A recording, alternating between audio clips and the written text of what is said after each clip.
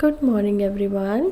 आज हम करने वाले हैं 4 नवंबर के इंडियन एक्सप्रेस न्यूज़पेपर का analysis. And the first article जो हमारे लिए इम्पोर्टेंट है वो है Hezbollah threatens escalation, Blinken returns to seek war pause.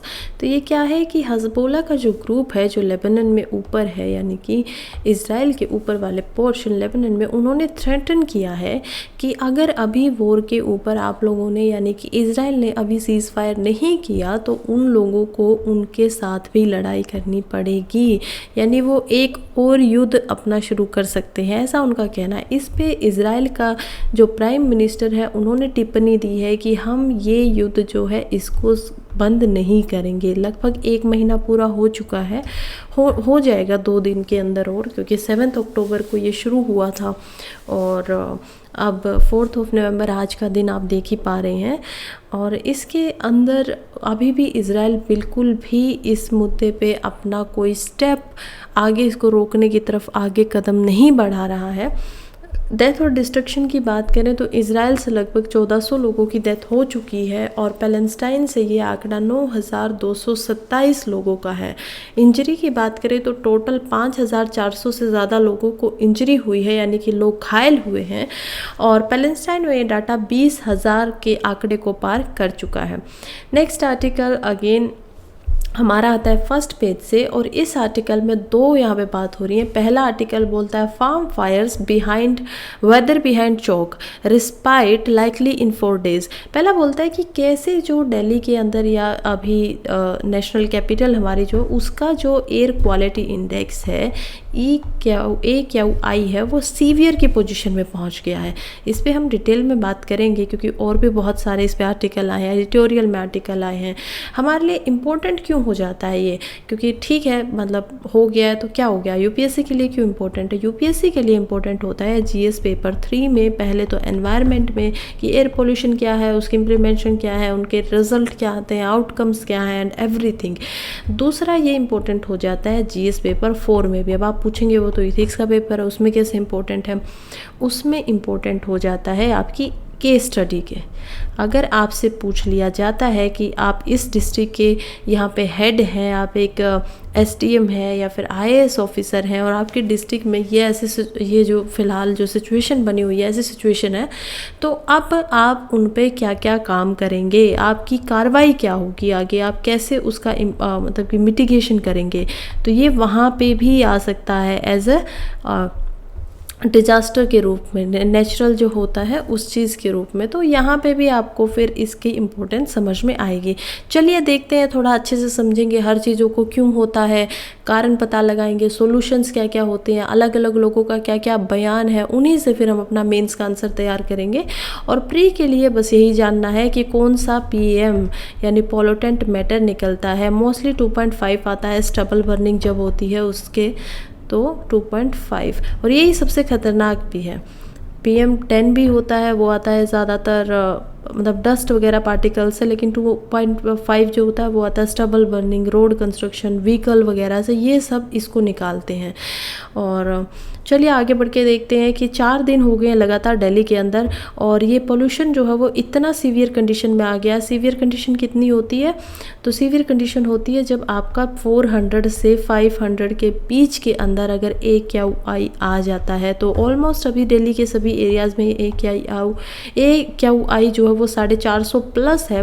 कुछ ऐसी जगहें भी हैं जैसे आनंद विहार नाम की एक जगह थी जहाँ पे ये AQI जो है वो 1000 प्लस हो गया था। तो इससे क्या है, बहुत सारी हेल्थ केयर के ऊपर इससे बर्डन बढ़ जाता है, बहुत सारा लोग बीमार महसूस करते हैं, और जो पहले से ही जिनको रेस्पिरेटरी प्रॉब्लम्स है तो उनके लिए तो ये बहुत घातक हो सकता है, मतलब जानलेवा हो सकता है। तो इसके बारे में आगे हम देखते हैं। नेक्स्ट हमारा आर्टिकल है work starts on shaping first national security strategy long waits end. ये हमें बताते हैं कि कैसे जो एक देश की सिक्योरिटी होती है, नेशनल सिक्योरिटी होती है, उसके ऊपर काम कर दिया है। क्योंकि जो NSC सेक्रेटेरिएट है यानी कि नेशनल सिक्योरिटी काउंसिल सेक्रेटेरिएट, क्या बोलेंगे इसको, NSC क्या बोलेंगे, national security secretariat, national security council secretariat.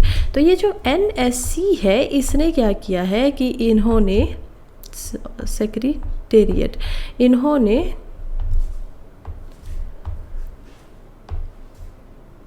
Sorry for the disturbance, NSC ने क्या किया है कि NSC ने एक नेशनल प्लान बनाया है। क्या बनाया है? एक नेशनल प्लान बनाया है कि जिसके अंदर वो अपनी हमारी जो इंटरनल सिक्योरिटी होती है, देश की पूरी कंट्री की सिक्योरिटी होती है, उसकी एक स्ट्रेटजी बनाएंगे, पूरा का पूरा फ्रेमवर्क बनाएंगे कि किस तरीके पे किन सिचुएशंस में क्या किया जा सकता है। इस तरीके से अभी उस पर बात शुरू हो रही है। क्यों ज़रूरी होता है किसी भी देश के लिए? देखिए, नेशनल स्ट्रेटजी जो डॉक्यूमेंट होता है ना, उसका मतलब एक ऑब्जेक्टिव होता है, आप उसको क्यों बना रहे हो, राइट? क्योंकि सिक्योरिटी खतरे में है, उसको हमें ज़्यादा बरकरार रखना है, ताला लगाना। अपने घर पे आप लोग ताला लगा के क्यों जाते हो? ताकि घर में जो जो आपके सामान है वो सब ठीक रह सके। ऐसे ही एक नेशन है, उसको भी अपनी सिक्योरिटी चाहिए होती है, अपने सिटीजन्स की सिक्योरिटी रखनी पड़ती है। आपने अगर देखा हो तो हमारे पास एक प्रियम्बल होता है कॉन्स्टिट्यूशन के अंदर, और प्रियम्बल के अंदर उसके ऑब्जेक्टिव्स, उसकी सभी बातें बताई जाती हैं। We the people of India having solemnly resolve. तो ये सब कुछ होने के बाद उसमें क्या क्या बताया जाता है? ऑब्जेक्टिव बताया जाता है कि हम जस्टिस, लिबर्टी और जो हमारे फ्रेटर्निटी है, इन सारी चीज़ों का ध्यान रखेंगे, मिलजुल के रहेंगे। तो इन सारी चीज़ों के हिसाब से ये क्या है? ऑब्जेक्टिव बता रहा है। इसी तरीके से नेशनल सिक्योरिटी जो डॉक्यूमेंट्स होगा वो भी ऑब्जेक्टिव बताएगा। उसके बाद उसको बताएगा कि कितने समय में क्या क्या अचीव करना है, कितने टाइम में किस चीज़ को अचीव कर लेना है। तो अचीव करने के लिए टाइम लाइन बताएगा, टाइम डेट बताएगा, डेडलाइन बताएगा। और इसके अलावा फिर उनको पीरियोडिकली अपडेट किया जाएगा, क्योंकि किसी ने बहुत अच्छे से कहा है, चाइना के जिन्होंने द आर्ट ऑफ वॉर नाम की एक बुक लिखी थी, the art of war, time मिले तो बिल्कुल पढ़िएगा, बहुत अच्छी किताब है। तो उन्होंने इस बात को लिखा हुआ है कि प्लानिंग इज़ हाफ डन।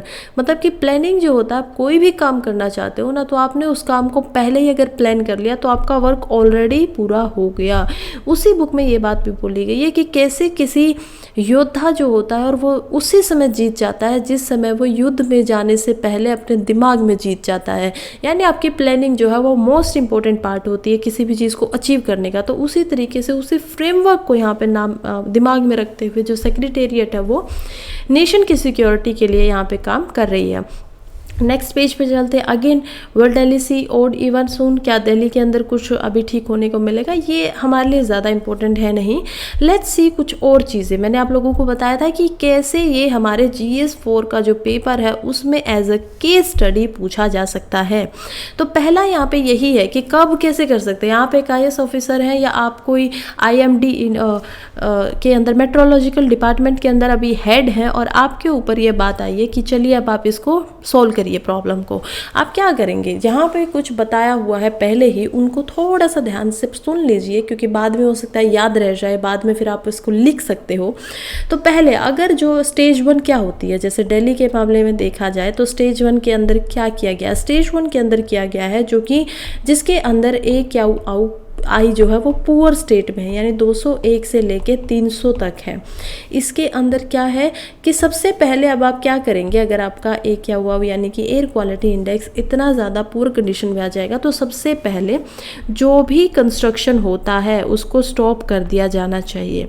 जो भी कंस्ट्रक्शन हो रहा है जिसमें 500 स्क्वायर मीटर से ज़्यादा प्लॉट का साइज़ है उनको बंद कर दीजिए, क्योंकि उनसे फिर मैं बताती हूँ क्या निकलता है। PM 2.5, पॉल्यूटेंट मैटर 2.5 निकलता है। दिस इज पॉइंट यहाँ पे 2.5। तो यहाँ पे जितने भी ऐसे कंस्ट्रक्शन एरियाज़ हैं उनमें कंस्ट्रक्शन को बंद कर देना चाहिए। दूसरा यहाँ पे क्या करना चाहिए कि मशीनाइज स्वीपिंग करो सबसे पहले तो, कि आप मशीन के द्वारा जो है वो सड़क वगैरह पे झाड़ू वगैरह लगाना उसको करो। उसके अलावा रोड्स के ऊपर वाटर को स्प्रिंकल करो ताकि जितना भी डस्ट है वो कम उड़े। ये काम करवाने चाहिए।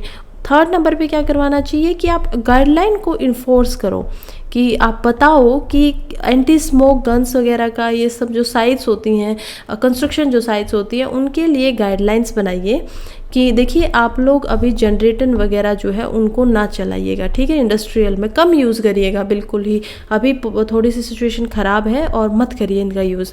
इसके अलावा क्या हो सकता है इसके अलावा है कि आप एम्प्लॉयज़ वगैरह को एनकरेज कर सकते हो कि आप लोग पर्सनल जो अब आपके व्हीकल्स है उनका इस्तेमाल कम करिए, डाउन करिए पर्सनल व्हीकल्स का, और जो पब्लिक ट्रांसपोर्ट है जिसके अंदर एक से ज़्यादा लोग एक साथ जा सकते हैं उनका इस्तेमाल ज़्यादा करिए। जैसे मेट्रो है वो डीजल वगैरह पे नहीं चलती, इलेक्ट्रिसिटी से चलती है, तो वहाँ का इस्तेमाल हो सकता है। उनसे जो PM 2.5 है जो कि डीजल से निकलता है, पेट्रोल से भी निकलता है, जो स्मोक के रूप में निकलता है, तो उसका जो बाहर निकलना होगा वो थोड़ा कम हो जाएगा, मतलब उसका जो प्रोपोर्शन होगा वो थोड़ा कम निकलेगा।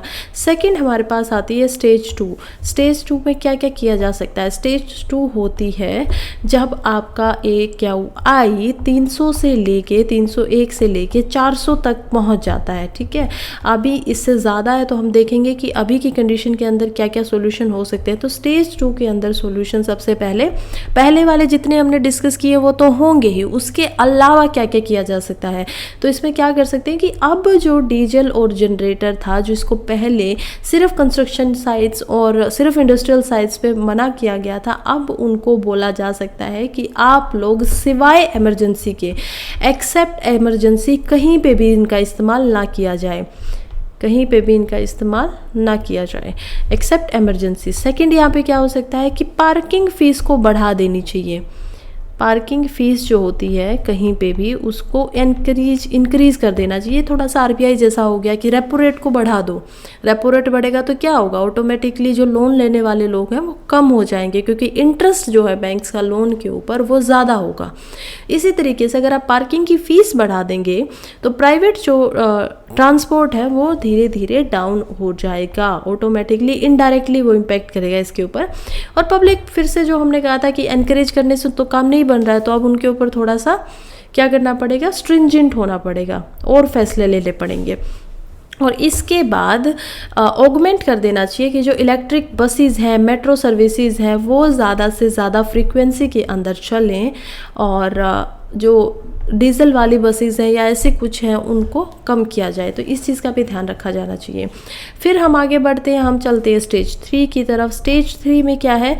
स्टेज 3 के अंदर बात आ जाती है कि अब जो एयर क्वालिटी है वो सीवियर की कंडीशन में पहुंच गया है, यानी कि क्या कितना हो गया है, 401 से ऑलमोस्ट 450 तक की बहुत ज़्यादा हो गया। अभी एक बहुत ज़्यादा ख़राब नहीं रहा, अभी एक ख़राब से भी हद से ही ज़्यादा बाहर निकल गया है।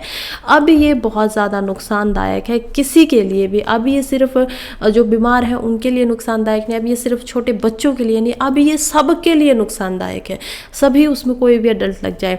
इसमें क्या करो कि NCR के अलावा जो भी कोई भी कहीं पे भी काम चल रहा हो, कोई भी कंस्ट्रक्शन का काम चल रहा हो, किसी का घर बन रहा हो, कोई फ़र्क नहीं पड़ता कि उनका कि प्लॉट का साइज़ क्या है, क्या उस सब को बंद करवा दो, बैन लगा दो टोटल उनके ऊपर। दूसरा क्या करो कि गवर्नमेंट जो है वो स्ट्रिक्ट रूल्स लगा देने चाहिए। स्ट्रिक्ट रूल्स क्या क्या होते हैं? देखो, हमारे इंडिया के अंदर 2010 के अंदर भारत स्टेज एविएशन के ऊपर कानून आए थे जिनको BS नॉर्म्स बोला जाता है। BS 1 आ चुका है, BS 2 आ चुका है, और अब फिलहाल हमारे पास 2010 से क्या है, BS 3 भारत स्टेज। तो ये नॉर्म्स होते हैं। इसी के अंदर ये है कि कौन सी गाड़ी 15 साल के बाद तक नहीं चलाई जा सकती, कितना आपका स्मोक आपको रिसिप्ट मिलती है वो कितनी होनी चाहिए, वो ठीक है नहीं है, अगर उससे निकल रहा है तो नहीं चलनी चाहिए। तो ये बहुत सारे इसमें व्हीकल्स के ऊपर कानून बनाए जाते हैं, जैसे डीजल, और अब जो BS 4 भी है वो डीजल के 4 व्हीलर्स के ऊपर आ गया। तो इन सभी का बहुत स्ट्रिंजेंटली, बहुत कड़ी नज़र के साथ पालन होना चाहिए। इस बात का ध्यान जो प्रशासन है, एडमिनिस्ट्रेशन है, वो सब दे। और थर्ड नंबर पे क्या करवाए कि स्कूल्स को बंद करवा देना चाहिए। जैसे अभी ये कंडीशन देखने को मिल रही है दिल्ली जैसे कुछ एरियाज के अंदर, तो यहाँ पे क्या हो गया है, स्कूल्स जो है बच्चों के, उनको क्लास 5 से जो नीचे के स्कूल है उनको तो परमानेंटली क्लोज कर दो जब तक कंडीशन ऐसी है। और उससे जो बड़े बच्चे हैं अगर हो सकता है तो उनके लिए भी ऑनलाइन मूव कर जाओ, ठीक है, ऑनलाइन मूव कर जाना चाहिए। फोर्थ नंबर पे क्या कर सकते हैं कि इंटेंसिफाइड डस्ट जो कंट्रोल है उसको थोड़ा सा बढ़ा देना चाहिए, क्योंकि डस्ट जो है जब मिल रहा है बार बार तभी तो इतना ज़्यादा पोल्यूशन बढ़ रहा है। तो उसको आपको और कंट्रोल करना चाहिए। पब्लिक ट्रांसपोर्ट जो है उनका यूज़ करवाना चाहिए लोगों को, और वाटर वो स्प्रिंकलिंग वगैरह जो है उसको भी बढ़ा देना चाहिए, मतलब लेवल बढ़ा देना चाहिए। अब आती है बात स्टेज 4 की। स्टेज 4 और ये लास्ट स्टेज है। इसमें जो लेवल होता है एयर क्वालिटी का वो बढ़ जाता है 450 से भी ज़्यादा। अब दिल्ली के कुछ एरियाज़ में मैंने पहले भी ऊपर आपको बताया कि 450 से ज़्यादा ये बढ़ चुका। आप इसी फ़ोटो में देख लीजिए कैसे सोनीपत के आसपास जो एरिया वहाँ पे 455 हो चुका है। एनसीआर का ये एरिया है। दिल्ली के अंदर भी कहीं पे 460 है, कहीं पे कितना ही है। तो ये मतलब बहुत ही सीवियर कंडीशन आ चुकी है कि अब तो ये सीवियर से भी ज़्यादा हो गया है। ख़राब से तो बहुत ख़राब से बहुत ख़राब से और बहुत ही हद से ज़्यादा ख़राब पे पहुंच गया है। अब यहाँ पे सॉल्यूशंस तो नहीं हो सकते, लेकिन क्या क्या आपके स्टेप हो सकते हैं इसमें क्या है कि दिल्ली या किसी भी एनसीआर रीजन के अंदर किसी भी ट्रक की एंट्री को बैन कर देना चाहिए। ठीक है, मतलब सीएनजी वगैरह के या जो ई ट्रक है उनको आने दीजिए, लेकिन डीजल से रिलेटेड जो भी ट्रक है उनकी एंट्री बंद हो जानी चाहिए। दूसरा क्या है कि कोई भी जो भी ऐसा रजिस्टर्ड दिल्ली के अंदर मीडियम या हैवी गुड्स का व्हीकल है जो डीजल से चलता है उसको भी बंद कर देना चाहिए कि अब आप चल नहीं सकते हैं। अब आपको जब तक जो पॉल्यूशन है वो कंट्रोल में नहीं आता है तब तक आपको नहीं चलता है। बहुत इमरजेंसी है तो भी इलेक्ट्रिक ट्रक्स का इस्तेमाल करिए या फिर सीएनजी वाले ट्रक्स का इस्तेमाल करें। नेक्स्ट क्या कर सकते हैं कि स्टेट जो है उनको कुछ अलग से इमरजेंसी जो मेजर्स है उनको इस्तेमाल करना चाहिए। जैसे स्कूल्स वगैरह अभी पहले 5th क्लास तक हुए थे, अभी पूरे स्कूल्स को बंद कर देना चाहिए, कोई बच्चा बाहर ना निकले। क्योंकि देखिए जब आप इतने ज़्यादा पोल्यूशन में होते हैं ना तो आपको सांस लेने की भी ज़रूरत बहुत ज़्यादा होती है, क्योंकि एयर जो है क्या है वो हैवी हो गई है। अब एयर हैवी है, आपको ज़्यादा एयर चाहिए, आप ज़्यादा एयर को कंज्यूम कर रहा है, कोई भी इंसान चल रहा है तो उसके जो लंग्स हैं उनके अंदर ज़्यादा डस्ट पार्टिकल्स भी जा रहे हैं। क्योंकि वो क्या कर सकते हैं 2.5 या जो अल्ट्रा फाइन डस्ट अभी देखने को मिल रहा है, अल्ट्रा फाइन वो क्या है 0.01%, तो वो ईजिली जो आपके लंग्स की जो एक उन्होंने एक बाउंड्री बनाई है अपनी सेफ्टी के लिए उसको क्रॉस करके अंदर पेनिट्रेट कर सकता है। और वो अंदर जाएगा तो फिर वो क्या करेगा। आपने कभी अपनी एसी के फिल्टर्स वगैरह को साफ़ किया, एयर प्योरीफायर के फिल्टर्स को साफ़ किया, तो आपको पता लगेगा कि कैसे वो सारी चीज़ें ऐसे मतलब आपके रूहों की तरह बाहर निकलती हैं जो डस्ट पार्टिकल्स होते हैं। तो वो अगर उसी तरीके से किसी भी इंसान किसी भी जानवर के अगर लंग्स के अंदर वो चले जाएंगे तो वो उनको हमेशा के लिए एक परमानेंट सफोकेशन दे देंगे। क्योंकि आप हवा के बिना उन चीज़ों को बाहर निकाल भी नहीं सकते, क्योंकि लंग्स के अंदर कोई लिक्विड नहीं जा सकता है, आप उनको कैसे भी ठीक ही नहीं कर पाएंगे ना। सो ये एक बहुत बड़ी प्रॉब्लम है। और इसीलिए अब सभी के सभी जो बच्चे हैं सभी स्कूल्स वगैरह उन सब को बंद करवा देना चाहिए। नेक्स्ट स्टेज क्या आएगी कि एनसीआर जो है उनको उनकी मतलब कि प्रिंसिपल जो म्यूनसिपल वगैरह है प्राइवेट ऑफिसेज है उनके भी वर्क को 50% ही अलाउ करना चाहिए कि नहीं आपके ऑफिस में 10 इंसान काम करते हैं, आई नो समझते हैं हम, लेकिन अब से सिर्फ 5% ही आएंगे और वही इस काम को संभालेंगे। तो 50% एकदम से कम कर दो कि नहीं इतना ज़्यादा नहीं होना चाहिए, क्योंकि हेल्थ का भी तो ध्यान रखना है। एज अ स्टेट एडमिनिस्ट्रेशन आपके ऊपर ये ड्यूटी है कि आप अपने जो भी आपके अंडर जिनकी भी रिस्पॉन्सिबिलिटी आप लोगों के ऊपर है आपके कंधों के ऊपर आपको वो अच्छे से निभाना चाहिए। नेक्स्ट है कि जो भी प्रोजेक्ट चल रहे हैं स्टेट के या कहीं के भी हाईवे का कोई प्रोडक्ट चल रहा है कंस्ट्रक्शन का या फिर रोड्स वगैरह का, तो उन सब को भी बिल्कुल बंद करवा देना चाहिए, पूरा का पूरा उनके ऊपर बैन लग जाना चाहिए। तो ये हमने एक तरीके से अपना एक मतलब कि क्वेश्चन के तरीके से इसको कंप्लीट कर लिया है। नेक्स्ट हम चलते हैं नेक्स्ट आर्टिकल की तरफ। What can improve air quality, wind, warm weather and soon rain.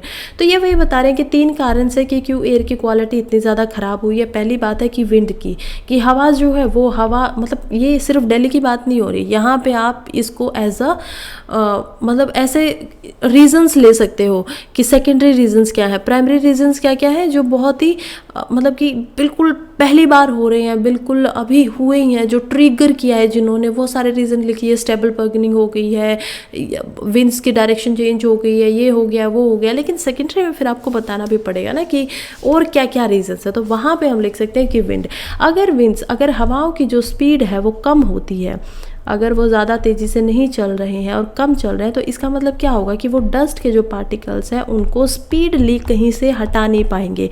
जो डस्ट के पार्टिकल वहाँ पे लगे हुए हैं उनको स्पीडली वो नहीं हटा पाएंगे, उस जगह से नहीं हटा पाएंगे, तो वहाँ का जो डस्ट है वो और ज़्यादा कंसंट्रेट करता रहेगा, और ज़्यादा वहाँ पे जो एसिमिलेशन है उन सारे डस्ट पार्टिकल्स का या फिर जो और पोल्यूटेंट मैटर्स है वो सब वहाँ पे इकट्ठे होते रहेंगे। तो ये सब देखने को मिलेगा। तो इसीलिए विंड की स्पीड का कम होना is also a problem. Next हमारे पास क्या है, और क्या है हमारे पास है फोरकास्ट वगैरह की टेम्परेचर के ऊपर। तो टेम्परेचर क्या है कि टेम्परेचर क्योंकि ज़्यादा वार्म नहीं है, इस समय पे ज़्यादा वार्म नहीं होता है, तो हवा जो होगी वो ऊपर की तरफ नहीं जाएगी ज़्यादा।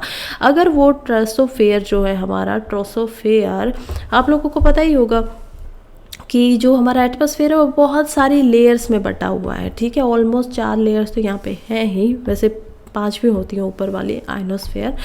तो हमारे सबसे पहले कौन सी होती है, ये हमारी अर्थ है, this is our earth, green colour से बना देते हैं, दिस इज़ आवर अर्थ। ये कुछ आप और जो इसमें पार्ट देख पा रहे हैं वो ब्लू है क्योंकि यहाँ पे ब्लूइश है, तो ये हमारी अर्थ है। इसके ऊपर एटमॉस्फेयर के अंदर बहुत सारी स्फेयर्स हैं, जिसमें से सबसे पहली होती है ट्रोपोस्फेयर, दूसरी होती है स्ट्रेटोस्फेयर जिसके अंदर जेट्स वगैरह ये सब चलते हैं, तीसरी होती है ये मेसोस्फेयर, फोर्थ होती है हमारी exosphere, and fifth one is ionosphere. मतलब यहाँ पे आयंस वगैरह जो है वो ज़्यादा काम करते हैं। तो इन सारी के अंदर जब भी कोई मान लीजिए ओजोन लेयर जो होती है हमारी, वो होती है यहाँ पे स्ट्रेटोपोज के पास में, बीच में बिल्कुल यहाँ पे ओजोन लेयर है, ठीक है। जब यहाँ पे बहुत ज़्यादा अगर अब सन जो है वो नहीं भेज पा रहा है अपनी रेज़ को, तो क्या होगा कि ज़्यादा गर्मी नहीं है, ज़्यादा गर्मी नहीं है तो ज़्यादा जो हवा है वो ऊपर नहीं जा पाएगी। पहले अगर वो ज़्यादा गर्मी के अंदर, क्योंकि उसको ठंड की तरफ जाना होता था, तो वो अगर स्टार्टो तक भी जा रही थी, तो अब वो टार्टो के भी यहीं पर रह गई हैं, टोपो के भी बिल्कुल बीच में। तो इन्हीं कुछ कारणों की वजह से जो टेम्परेचर ज़्यादा नहीं हो रहा है, जब हवाएं ऊपर नहीं जा रही हैं, तो वो कंडेंसेशन का जो प्रोसेस होता है, यानी कि वो जब अपने डस्ट वगैरह के साथ मिल के अपनी जो ह्यूमिडिटी है उसके अंदर नमी तो होती ही है, तो वो जब उस नमी को बनाती है तो वो रूप ले लेता है फोग का, यानी धुंध जिसको बोला जाता है, फोग जिसको बोला जाता है, जो आप देख पाते होंगे सुबह सुबह, वो उसका रूप ले लेता है। लेकिन फ़िलहाल क्योंकि स्टबल बर्निंग हो रही है और धुआं मिल जाता है जो फोग के पास, यानी कि स्मोक, धुआं, क्योंकि आग लगाई जा रही है किसी स्टेपल्स में और फोग हो ही रहा है ऑटोमेटिकली क्योंकि ठंड आ रही है, तो ये बन जाता है स्मोक। और ये होता है सबसे ज़्यादा खतरनाक, क्योंकि अब इसके अंदर धुआं भी मिला हुआ है, अब इसके अंदर नमी भी मिली हुई है, अब आपकी विजिबिलिटी जो है वो बिल्कुल कम हो गई है। धुआं खुद में ही या तो थोड़ा सा ब्लैकिश होता है, ग्रेइश कलर का होता है, या थोड़ा वाइटिस्ट होता है, तो वो बिल्कुल विजिबिलिटी जो है, आप जितनी जो क्षमता है दूर तक देखने की, उनको ख़त्म कर देता है। और क्योंकि नमी है तो ये ऊपर भी नहीं जा पा रही है, तो ये नीचे ही रह जाती हैं, और इसीलिए सुबह सुबह या कुछ टाइम तक इनकी वजह से बहुत सारी चीज़ें होती हैं, एक्सीडेंट वगैरह भी देखने को मिलते हैं बहुत सारी गाड़ियों के, क्योंकि विजिबिलिटी जो है वो कम हो जाती है। आगे हम चलते हैं, ये 2-3 हमारे सेकेंडरी कॉजेज हैं। ट्रांसपेरेंसी एट स्टेक, तो ये हमारा जो आर्टिकल है ये बात करता है इलेक्टोरल बॉन्ड्स के बारे में, और इलेक्टोरल बॉन्ड्स के बारे में बात करते हुए हमें इन जो ऑथर हैं इस आर्टिकल के, S.Y. कुरैशी जी, इनका बात पे थोड़ा सा गौर फरमाना चाहिए। क्यों फरमाना चाहिए, क्यों इंपॉर्टेंट हो जाता है? पहले तो UPSC की है तो ये इंपॉर्टेंट हो जाता है GS पेपर 2 में, ठीक है। मेंस का जो GS पेपर 2 है, जिसमें कॉन्स्टिट्यूशन, गवर्नेंस, इंटरनेशनल रिलेशंस, ये सारे टॉपिक्स आते हैं, उसके लिए इम्पोर्टेंट है, क्योंकि इलेक्टोरल बॉन्ड का जो मुद्दा है वो किस चीज़ से रिलेटेड है? ऑफ कोर्स कॉन्स्टिट्यूशन से रिलेटेड है। बहुत सारे जो गवर्नेंस में इसके अंदर जो काम किए गए हैं, बहुत सारे एक्ट जो है उनको अमेंड किया गया, तो उस चीज़ से रिलेटेड बिल्कुल हो जाता है। और रिफॉर्म्स की यहाँ पे ज़रूर बात आएगी। हो सकता है ये सवाल इस साल के ही हमारा जो पेपर है मेंस का 2024 का, उसी में देखने को मिल भी जाए। लेकिन अब यहाँ पे हमारे पास दोनों चीज़ें होनी चाहिए, गवर्नमेंट की साइड भी होनी चाहिए, ठीक है, गवर्नमेंट ने ऐसा क्यों बोला था, दूसरी साइड क्या है अपोजिशन की, वो भी पता होनी चाहिए। और फिर आपको क्या लगता है कि कौन सी साइड ज़्यादा ठीक है या क्या आगे रिजल्ट निकल सकता है, वो आपकी साइड होनी चाहिए। S.Y. कुरैशी जी जो यहाँ पे ऑथर हैं, इन्हीं से हमें कुछ पॉइंट ले लेने चाहिए, क्योंकि ये जो ऑथर है वो खुद इलेक्शन कमिश्नर ऑफ इंडिया रह चुके हैं और इन्होंने पूरे के पूरे चीज़ों को अच्छे से समझाया है। तो हम देखते हैं कि पहले ये बताते हैं कि कैसे ये जो केस चल रहा है, कॉन्स्टिट्यूशनल बेंच है जो 2 नवंबर में केस को डाला गया था, अपोजिशन के 5 मेंबर्स ने इस केस को रखा था। हेड कौन कर रहा है? चीफ जस्टिस ऑफ इंडिया कर रहे हैं DY चंद्रचूड़ जी। और उसके बाद ये बैकग्राउंड बताते हैं कि बैकग्राउंड क्या है, ये बताते हैं कि कैसे जब ये आया था, यानी कि इलेक्ट्रोल बॉन्ड जो थे इनको कौन लेके आया था। इनको लेके आए थे अरुण जेटली जी, ठीक है। उस टाइम पे 2017 के अंदर अरुण जेटली जो थे वो इंडिया के फाइनेंस मिनिस्टर थे। अरुण जेटली इंडिया के फाइनेंस मिनिस्टर थे। क्यों लेके आई थी? इन्होंने 2 चीज़ें बोली थी। पहला इन्होंने बोला था कि देखिए, अगर ट्रांसपेरेंसी नहीं है, अगर किसी भी काम के अंदर आप ट्रांसपेरेंसी नहीं ला रहे हो, इलेक्ट्रोल बॉन्ड के अंदर, फंडिंग के अंदर, इलेक्ट्रिक जो पॉलिटिकल डोनेशन होते हैं उनके, तो ये चीज़ें बिल्कुल भी नहीं हो सकती। ना तो फेयर इलेक्शन हो सकता है कि दोनों के साथ न्याय हुआ हो, ठीक ठाक दोनों के साथ इलेक्शन हो गया हो, और ना ही फिर आप फेयर जो हमारे डेमोक्रेसी है, लोकतंत्र है, उसको भी चला पाएंगे। क्योंकि अगर इलेक्शन ही फेयर नहीं हो रहा है, जिसकी पूरी की पूरी नींव डेमोक्रेसी की, लोकतंत्र की इलेक्शन के ऊपर रखी हुई है, वही अगर चुनाव ही ठीक तरीके से नहीं हो रहा है, उसी में गड़बड़ की जा रही है, तो फिर आप डेमोक्रेसी पे भी सवाल उठ जाता है। इसीलिए इस पॉलिसी को लेके आया गया था। और यहाँ पे ऑथर बोलते हैं कि इसके अंदर, इस इलेक्ट्रोल जो बॉन्ड है, इनके अंदर एक्चुअली में डोनर की, यानी कि जो दान देता है, उसकी एनोनिमिटी के ऊपर बहुत ज़्यादा ध्यान दिया गया है कि उसको किसी को भी पता ना चले, उसका नाम नहीं होता है। SBI से इसको खरीदना पड़ता है। इवन जो रूलिंग पार्टी है उनको भी नहीं पता होता कि ये, मतलब ऐसा ऑन पेपर नहीं पता होता कि किसने इसको डोनेट किया है। SBI के सिस्टम में होता है, दैट इज़ डिफरेंट, तो उनकी है। अब यहाँ पे सुप्रीम कोर्ट ने इस बात को, इस केस को ही किया है कि केस जो है वो 2 चीज़ों के बीच में है, ठीक है। ये सब हमने बैकग्राउंड देख लिया। अब केस जब सुप्रीम कोर्ट के पास जाता है तो सुप्रीम कोर्ट के पास केस जाता है कि एक तो है डोनर की प्राइवेसी, डोनर की प्राइवेसी, ये पूरे के पूरे जो करंट गवर्नमेंट है उनकी स्टेटमेंट है। दूसरा है वर्सेस, यहाँ पे वर्सेस यहाँ पे लिखते हैं, डोनर की प्राइवेसी वर्सेस सेकंड चीज़ क्या है? Right of citizen, right of voters. तो राइट्स ऑफ जो वोटर्स है वो भी यहाँ पे एक मुद्दा है कि ये हमारे जो वोटर्स हैं उनका भी तो अधिकार है ना, कि उनको पता होना चाहिए पॉलिटिकल पार्टी, किस पॉलिटिकल पार्टी को कैसा वो मिल रहा है। लेकिन जब ये बात गवर्नमेंट की तरफ से बोली जाती है, यानी कि जो इंडिया के सॉलिसिटर जनरल है वो जब गवर्नमेंट को रिप्रेजेंट करते हैं, तो वो बताते हैं कि जो यहाँ पे वोटर्स की राइट्स है ना, वो लिमिटेड राइट्स हैं।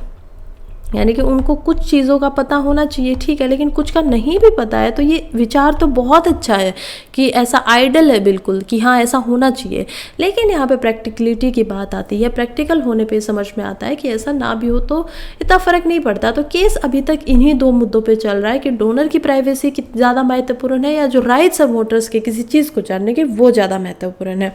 ऑथर यहाँ पर ये भी बताते हैं कि कैसे इस चीज़ को लागू करने के लिए बहुत सारे अमेंडमेंट्स भी किए गए, बहुत सारे जो एक्ट्स है उनके अंदर अमेंडमेंट्स किए गए, और उनमें से एक पहला जो एक्ट है 2017 के अंदर ही इसमें अमेंडमेंट हुए थे। पहला एक्ट कौन सा एक्ट था? इसमें पहला एक्ट था RBI एक्ट ऑफ 1971, तो ये पहला एक्ट है। दूसरा एक्ट इसके अंदर था companies act, companies act of 2013 के अंदर इसको लाया गया था। थर्ड एक्ट है यहाँ पे income tax act, ITA act, और ये कब आया है? ये आया था 1961 के अंदर। फोर्थ एक्ट यहाँ पे आ जाता है representation of people act, RPA, और ये कब आया था? ये आया था 1951 के अंदर।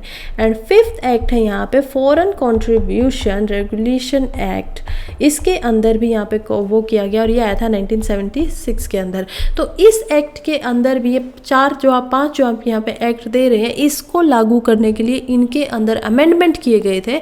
और ऑथर ये बताते हैं कि इनके अंदर अमेंडमेंट करने की ज़रूरत क्यों पड़ी। अब ऑथर यहाँ पे प्रॉब्लम प्रॉब्लम्स को बताना शुरू कर देते हैं कि क्या क्या प्रॉब्लम अकॉर्डिंग टू ऑथर यहाँ पे नज़र आ रही है। पहला देखिए, पहली प्रॉब्लम यहाँ पे ये है कि आरबीआई और जो इलेक्शन कमिश्नर थे वो शुरुआत में इसके बिल्कुल खिलाफ थे, मतलब उन्होंने इस इलेक्ट्रोल बॉन्ड वाली जो पॉलिसी है इसको बिल्कुल भी ठीक नहीं माना है।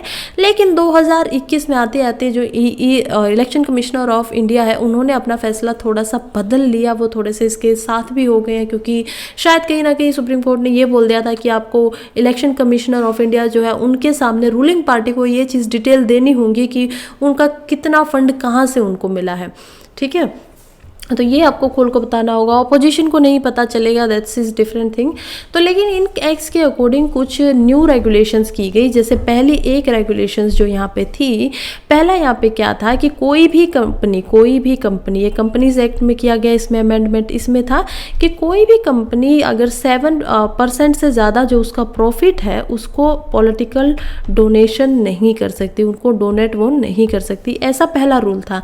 लेकिन या तो इस सीलिंग को और ज़्यादा मजबूत करना चाहिए था, स्ट्रेंथन करना चाहिए था अकॉर्डिंग टू ऑथर, इसको हटा दिया गया। असलियत में कुछ और ही हुआ, इसको हटा दिया गया। यानी कि अब क्या हो सकता है कि कोई भी कंपनी अपना 100% जितना उसने प्रॉफिट कमाया है उसको भी यहाँ पे डोनेट कर सकती है। इसके अलावा अगर उसने कोई भी प्रॉफिट नहीं कमाया, वो माइनस में चल रही है, फिर भी वो डोनेट कर सकती है। तो ये एक प्रॉब्लम क्रिएट करता है नई तरीके की कि ये शेली कंपनीज जो है उनको बनाने में हेल्प करता है गवर्नमेंट को नहीं, मतलब कहीं ना कहीं फैसिलिटेट कर देता है कि लोग ऐसा ही कुछ भी झूठी कंपनी नाम रख देते हैं, फिर पॉलिटिकल डोनेशन कर देते हैं, और फिर उससे क्या होता है, ब्लैक मनी को अपने को वो मनी लॉन्ड्रिंग कर लेते हैं, ब्लैक मनी को वाइट मनी बना लेते हैं। तो इस तरीके से ये चीज़ें काम करती हैं। तो ये एक प्रॉब्लम यहाँ पे और ज़्यादा देखने को बढ़ गई है, मिली है। सेकंड यहाँ पे ऑप्शन क्या था कि कोई भी जो भी FCRA जो एक्ट है यानी फॉरेन कंट्रीब्यूशन रेगुलेशन एक्ट है, उसमें भी ये बात बोली थी अगर कोई भी फॉरेन से इंसान किसी भी इंडिविजुअल या किसी भी पॉलिटिकल पार्टी को अपना जो डोनेशन है वो नहीं कर सकता है। जो भी इंडिविजुअल पॉलिटिकली एक्टिव है उनको ये कोई डोनेशन नहीं होगा, पॉलिटिकल पार्टी को नहीं कर सकते। लेकिन इसको भी अमेंड कर दिया गया और अब क्या हो गया कि फॉरेन से कोई भी इंसान यहाँ पे डोनेशंस कर सकता है। तो ये 2-3 जो एक्ट हैं इनका ये प्रॉब्लम्स दिखाते हैं इसके अंदर। दिल्ली के जो हाई कोर्ट है उन्होंने भी इस प्रॉब्लम को बताया था कांग्रेस और जो बीजेपी है उनको दोनों को, कि बीजेपी को कि वो लोग जो फॉरेन से एक्ट ले रहे हैं, यानी पहले जब ऑथर लेके जाते हैं कि इसको क्यों लाया गया, क्योंकि 2014 में जब दिल्ली हाई कोर्ट ने बीजेपी और कांग्रेस को ये बताया, उनके कुछ ऐसे रिकॉर्ड्स मिले जिसमें उन्होंने फॉरेनर से अपना जो पैसा है, जो डोनेशन है वो लिया था। तो दिल्ली हाई कोर्ट ने बताया कि ये गलत है, ये जो FCRA एक्ट 1976 है इसके अकॉर्डिंग ये ठीक नहीं है। तो इसने उस टाइम पे रूलिंग जो पार्टी थी उन्होंने क्या किया कि उन्होंने रेट्रोस्पेक्टिव क्या होता है कि आप ऐसा कोई एक्ट ले आए जो पास्ट में जाके लागू हो जाए, कि ये 2050 से ऐसा ही लागू होगा। आज चल 2012 रहा, आपने एक्ट आज बनाया लेकिन आपने कहा कि नहीं 2010 से ऐसा शुरू होना चाहिए था, तो पीछे जाके लग सकता है। तो ये एक्ट को इसको लेके आ गए और उसके बाद इन्होंने बोला कि रेट्रोएक्टिव। इसके बाद उन्होंने बताया कि कैसे इसको लिया जा सकता है। लेकिन फिर 2016 में फाइनेंस बिल के अंदर जो ये स्टैट्यूट है इसको मॉडिफाई कर दिया गया और अब जो गवर्नमेंट है वो डोनेशन इससे ले रही है। तो यहाँ पे ऑथर फिर से बताते हैं कि कैसे अब जो ये केस है मतलब कि वोटर्स राइट के ऊपर, तो वो सुप्रीम कोर्ट में ये भी तो गया है ना कि उन्होंने अभी तक और क्या फैसले दिए हैं कि वोटर के राइट्स कितने होते हैं।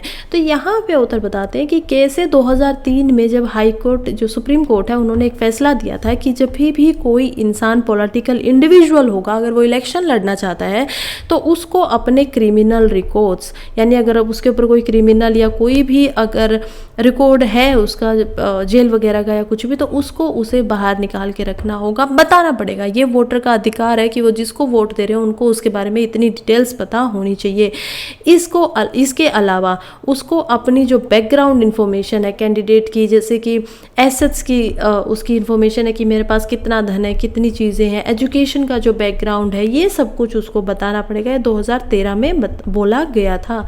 ये क्या होता है कि ये एक ऑथर को जो वोटर है जिसको वोट देनी है अपनी, उसको ये अधिकार दे देता है कि उसको पता होना चाहिए कि वो किसको वोट करा और उसके बारे में सभी जो भी जानकारियां हैं वो उससे अवगत हो। तो यहीं पे फिर 2003 की ये रूलिंग थी, people's union of civil liberty versus union of India के बीच में 2002 में ये जजमेंट दिया था, union of India versus association of democratic reforms. तो सुप्रीम कोर्ट ने ये 3-4 जगह पे वोटर्स के जो राइट है उनको यहाँ पे डिफाइन कर दिया था। नेक्स्ट हम देखते हैं कि अब क्या है, अब आगे का सॉल्यूशन अकॉर्डिंग टू ऑथर क्या हो सकता है। ऑथर बोलते हैं कि देखिए सुप्रीम कोर्ट ने हमेशा से अपने रिफॉर्म्स जो है वो ला के दिए हैं। सुप्रीम कोर्ट एक एपेक्स बॉडी है, एक सबसे बड़ा बॉडी है, वो एक गार्डियन है कॉन्स्टिट्यूशन का, यानी कि गार्डियन क्या होता है, जो सुरक्षा करता है। तो गार्डियन है वो संविधान का जो इंडिया का है, वो इंटरप्रिटेटर है, फाइनली जो वो बोलेगा वही सच माना जाएगा। तो फाइनल इंटरप्रिटेटर है। ये सब होते हुए उनको अपनी इज्जत वो बिल्कुल बरकरार रखनी चाहिए। अभी जो उनका आने वाला फैसला है वो भी इसी तरीके से लिया जाना चाहिए कि अगर डेमोक्रेसी को, लोकतंत्र को कोई ट्रबल हो रहा है, कोई समस्या आ रही है, तो उसको वो लोग ख़त्म करें। ये सुप्रीम कोर्ट का अभी हक बनता है। ऑथर कहते हैं कि 2-3 सॉल्यूशंस किए जा सकते हैं। सबसे पहला तो ये किया जा सकता है, देखिए पूरा का पूरा जो ये एक्ट है वो इसी बुनियाद पे लाया गया था कि ट्रांसपेरेंसी को बढ़ाना है, ट्रांसपेरेंसी को बढ़ाना है। यही तो इन्होंने स्पीच दी गई। तो अरुण जेटली की उस स्पीच को याद करते हुए एक काम करिए ना कि आप पैसे लेते रहिए, लेकिन जस्ट आप क्या कर दिए, एक्ट को ऐसे ही रहने दीजिए, लेकिन इसके अंदर आप क्या करिए कि आप जो डोनर होता है उसकी इन्फॉर्मेशन शेयर करना शुरू करवा दीजिए। आप इलेक्शन कमिश्नर ऑफ इंडिया को इसके बारे में पता होना चाहिए। तो ये सारी चीज़ें कि ये हो सकता है। अगर ऐसा नहीं होता है, ये भी सोल्यूशन नहीं आता, तो सेकेंड सोल्यूशन क्या हो सकता है, सेकेंड सोल्यूशन हो सकता है कि एक नेशनल फंड बना देना चाहिए, जैसे और भी नेशनल फंड होते हैं। अभी तक क्या होता है कि एक डोनर आएगा, डोनर अपना बॉन्ड खरीदेगा। मान लीजिए ये डोनर है, डोनर ए, इसने क्या किया कि इसने अपना बॉन्ड खरीद लिया, ठीक है, 1 करोड़ का खरीद लिया है। अब इसने 1 करोड़ का बॉन्ड खरीद के जो भी पॉलिटिकल पार्टी इसके लिए एलिजिबल थी उनका बैंक अकाउंट लिया और उस बैंक अकाउंट में इसको 15 दिन के अंदर जमा करवा दिया। तो ये पैसा उसके पास पहुंच गया। ऑथर कहते हैं अब इस सिस्टम को ख़त्म करो ना। इस सिस्टम में क्या हो रहा है, ट्रांसपेरेंसी नहीं है, कोई भी किसी को भी दे रहा है। आप एक काम करिए, आप पूरा नेशनल फंड बनाइए। अब डोनर इसमें सेकेंडली क्या करेगा कि डोनर ए पैसा तो लेगा, मतलब बॉन्ड तो खरीदेगा, पैसा तो देगा, पब्लिक फंड बन जाएगा, लेकिन वो अब एक ही जगह पे देगा, नेशनल फंड के अंदर देगा, ना कि किसी पर्टिकुलर पार्टी के बैंक अकाउंट के अंदर। अब ये जो नेशनल फंड है ये सभी के लिए है। अब जिस पॉलिटिकल पार्टी का जितना हक बनता है अकॉर्डिंग टू जो भी उनका वोटिंग का पर्सपेक्टिव, तो उसी के आधार पे इसमें कोई भी वोट दे सकता है, ठीक है। इसके अंदर भी उनकी एनोमिनिटी जो है वो बरकरार रखी जाएगी, नहीं बताया जाएगा किसने कितना डाला है। लेकिन अब क्या कर सकते हैं कि अब नेशनल फंड से पॉलिटिकल पार्टी ए है कोई भी, उसको मिलना चाहिए, उसने 1% से ज़्यादा वोट लाए हैं लोकसभा में, उसको मिलना चाहिए, मान लेते हैं 200 करोड़ रुपए, ठीक है, उसको दे दिया जाए। फिर रूलिंग पार्टी को या बीजेपी देख लेते हैं, तो उनकी वोटिंग की जो परसेंटेज है वो ज़्यादा है, तो उनको मिलना चाहिए 2000 करोड़ रुपए। तो ये भी किया जा सकता है। तो कुछ इस तरीके का सिस्टम भी लेके आया जा सकता है। तो ऐसा ऑथर के सॉल्यूशंस है। नेक्स्ट हम चलते हैं, ऑथर का ये भी है कि चलिए अब आगे देखते हैं कि सुप्रीम कोर्ट इसमें क्या फैसला लेके आएगा और तभी इस पर ज़्यादा बात की जाएगी। नेक्स्ट है नो कॉम्प्रोमाइज़ विद टेरर, कि टेरर जो है उसके साथ कोई कॉम्प्रोमाइज़ नहीं करना है। ये राज्य राम माधव जो है वो लिखते हैं, ये बताते हैं, ये आर्टिकल को थोड़ा सा बैक में लेके जाते हैं कि कैसे एक रेजोल्यूशन पास किया गया था इंडिया UN के द्वारा। UN उसमें इंडिया ने अपना जो वोट है वो एब्सटेंड कर दिया था, ना उसने खिलाफ वोट दिया था, ना ही उसने आगे मतलब कि फेवर में वोट किया था। फेवर में उस रेजोल्यूशन के 121 देशों ने वोट किया, अगेंस्ट में उसके 14 जो देश है उन्होंने वोट किया, और उससे हट गए किसी ने वोट नहीं किया, वो थे लगभग 44 कंट्री, जिसके अंदर कनाडा, इंडिया, UK जैसे देशों का देखा गया। रीज़न क्या था कि इन देशों ने क्यों नहीं वोट किया? रीज़न ये था कि इंडिया का बोलना था कि वैसे तो हम बात ठीक है, कोर्स ठीक है, हम भी ह्यूमैनिटेरियन एड जो है वो प्रोवाइड करवा रहे हैं, हमारी तरफ से भी 5.6 टन की जो एड थी वो एयर इंडिया का, हमारा एयरफोर्स का जो 17 एयरपोर्ट क्राफ्ट है वो वहाँ पे हमने भेजे थे। और कहाँ से भेजे थे? इल अरिश नाम का जो एयरपोर्ट है इजिप्ट में, वहाँ पे भेजे थे इंडिया से। तो हम भी इस चीज़ में बिल्कुल मायने रखते हैं कि वहाँ पे मदद पहुँचानी चाहिए। सैनिटरी वगैरह जो है, बेड्स हैं, खाने का सामान है, मेडिकल सप्लाईज़ है, इंडिया बिल्कुल उसके साथ है। लेकिन इंडिया इस बात को नहीं नकार सकता कि हमास ने एक टेरर अटैक किया था। उस जो रेजोल्यूशन था उसमें हमास को पर्टिकुलरली एक टेरर अटैक की तरह नहीं देखा गया, और इसीलिए इंडिया ने अपने स्टेप जो है वो पीछे रखे गए। ऑल्दो कनाडा इसमें ये भी बोलता है कि कनाडा चाहता था कि इसमें अमेंडमेंट कर दो, इस जो रेजोल्यूशन है इसमें अमेंडमेंट करके आप एक काम करिए, हमास को एज अ टेरर अटैकर यहाँ पे बोल दीजिए, बस हम लोग इसके फेवर में या जैसे भी है वो आगे वोट करेंगे। लेकिन जब इस अमेंडमेंट को ऊपर वोटिंग करवाई गई तो इस अमेंडमेंट में सिर्फ 77 जो कंट्रीज़ हैं उन्होंने ही यहाँ पे आके इसके फेवर में वोट किया। और कोई भी रेजोल्यूशन अगर आपको यूनाइटेड नेशंस की जो पार्टी है, यूनाइटेड नेशंस का जो कॉन्फ्रेंस है, उससे अगर आपको पास करवाना है, UNGA जनरल असेंबली, तो उसके अंदर क्योंकि 193 मेंबर कंट्रीज़ हैं फ़िलहाल प्रेजेंट, 193 मेंबर कंट्रीज़ प्रेजेंट है, तो उनमें से कम 2/3 ने फेवर में वोट किया जाना चाहिए। 2/3 जो है उन्होंने फेवर में वोट किया जाना चाहिए। क्योंकि 77 लोगों ने ही इसके फेवर में वोटिंग की थी तो ये अमेंडमेंट नहीं हो पाया और इसीलिए इंडिया और कनाडा जो है वो इससे पीछे रह गए। और ऑथर का भी ये बोलना है कि हम बिल्कुल, इंडिया जो पैलेस्टाइन के लोग हैं, वो खालिस्तान के जो लोग हैं उनके साथ बिल्कुल खड़ा हुआ है। लेकिन फिर इंडिया इस चीज़ को भी नहीं नकार सकता, इतना अंधा नहीं हो सकता कि हमास ने जो किया था पहले, इतने सारे लोगों की जान गई, 1400 से ज़्यादा, उसमें से 200 होस्टेज को उठाया गया। इतना पवित्र उस दिन यहूदियों का त्यौहार था, वो लोग अपना फेस्टिवल मना रहे थे और ये जो किया था ये एक टेररिज्म था। और इंडिया की तरफ से जो वहाँ पे है योजना पाटिल नाम की, यानी कि इंडिया के जो डेप्यूटी रिप्रेजेंटेटिव है UN के अंदर, उनका यही बोलना था कि देखिए टेररिज्म की कोई ना रेस होती है, ना टेररिज्म का कोई कंट्री होती है, ना टेररिज्म का कोई धर्म होता है, कुछ नहीं होता। टेररिज्म सिर्फ एक टेररिस्ट फैलाता है और टेररिज्म एक टेररिज्म की तरह ही देखा जाना चाहिए। उसमें ये बात मत लाइए कि कौन किसने क्या किया, कौन था, उसका क्या धर्म था, उसकी क्या रेस थी। नेक्स्ट हम चलते हैं हमारे नेक्स्ट आर्टिकल की तरफ, जो कि है मैटर ऑफ ग्रोइंग। तो ग्रोइंग क्या होता है, मतलब कि इसको समझ ही चुके होंगे। तो आर्टिकल बात करता है मतलब कि बूढ़े लोगों की जो संख्या है, यानी कि जो अडल्ट से हो के लोग, जो ओल्ड एज पर्सन है, उनकी पॉपुलेशन जो है वो कितना ज़्यादा बढ़ने वाली है इंडिया के कंटेक्स्ट में भी और ओवरऑल जो ग्लोबल कंटेक्स्ट है वहाँ पे भी। ये जो लिखा गया है, इनको लिखा है मेनका गुरुस्वामी जी ने। गुरुस्वामी मेनका जी खुद एक एडवोकेट है सुप्रीम कोर्ट के अंदर। और उसके बाद ये बात करते हैं कि कैसे अभी एक रिपोर्ट आई है 2019 के अंदर, एक रिपोर्ट्स आई थी और बहुत सारी रिपोर्ट्स आ रही हैं। 2021 के अंदर लेसेंट जो है वो एक रिपोर्ट निकालता है।